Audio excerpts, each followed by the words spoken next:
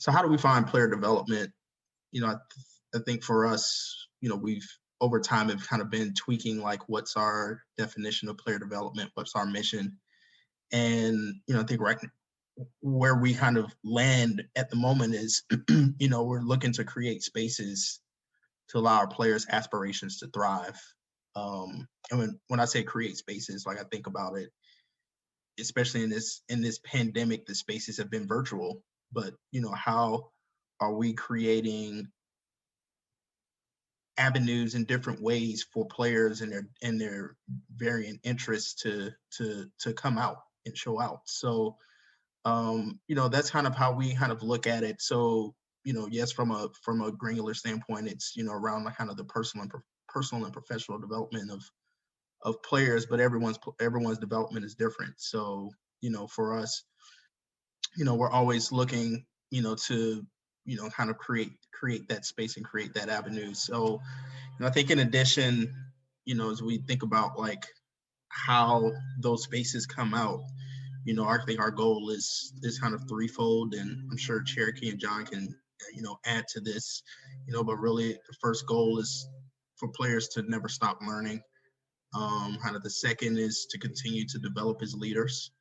And then kind of kind of wrapping it all up is, we put all this, support around learning. We put all this support around your development as a leader. And then we hope that what that does is it creates an awareness for them to kind of not only, recognize, but then as well as kind of take advantage of opportunities as they come about. I think I should clear my throat first. But how we would define player development is it's really kind of putting the player at the center of all that we do. I think that's really the main focus of what our group is about, and looking at the player as sort of the human that they are. I think that sort of gets lost in translation and a lot of work. But really what we try and do is what said is define that human element, meet the player, meet the person where they are, and be understanding of sort of the journey that they've had and the journey that they want to continue and move towards. So part of that is like said, is creating the space for those aspirations to not just thrive, but just to start to come together and start to make sense, and maybe not even make sense, but the part of creating that space is creating a community. It's creating safety. It's creating, accountability. It's creating, just a bouncing board for someone who may need it. And I think part of that is also understanding and being empathetic, to what the player is and what they're going through, and understanding that basketball is something that they do. That's their job. It's not who they are as a person. So I think kind of the pillars we fall on are helping that player sort of have a sense of identity that's outside of basketball. And that identity can obviously, intertwine with basketball. I think it's part of understanding their lifestyle.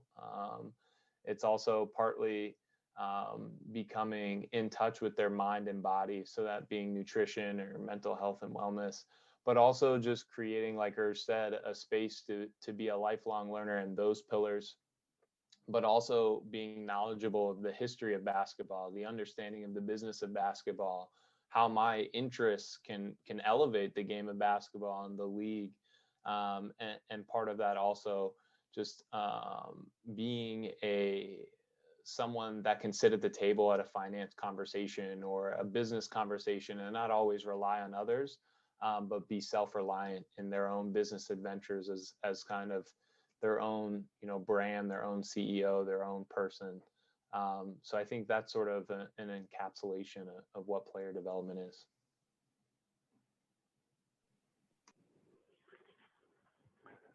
I think Jon and Erj pretty much, was able to lay it down. NBA player development, there's so much going on for these guys coming into the league. There's so much structure that basketball provides for these young people, and coming into this professional space, through NBA player development, it provides just as a robust and availability for guys to grow, not only when they're coming into this professional basketball space on the court, but off the court, they can grow and become great professionals. And we think that through player development, helping in this social, personal, and professional space, that what is provided around the court ultimately would translate into more success on the court as well. And I think that the overall, that the player, that this not only improves the player's perception and image around the league, but it also helps grow the business as well and the teams as well. Players come in, and there's a lot to this game when they get here. And I think through NBA player development, we are able to help guys transition from team to team when they move around the league, help them get situated within their respective markets. As John and Erj touched on earlier, explore outside interests and really help maximize your position and opportunity as a professional.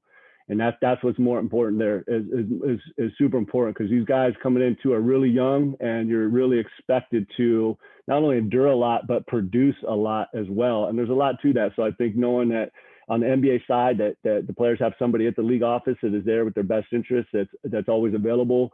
And it continually works to really make this experience they have playing professionally, playing in the NBA, something absolutely remarkable. So I think that, that through the educational programming, critical support services, one-on-one mentoring, that the NBA player development is really there to provide everything that we can for these players to really reach their ultimate success.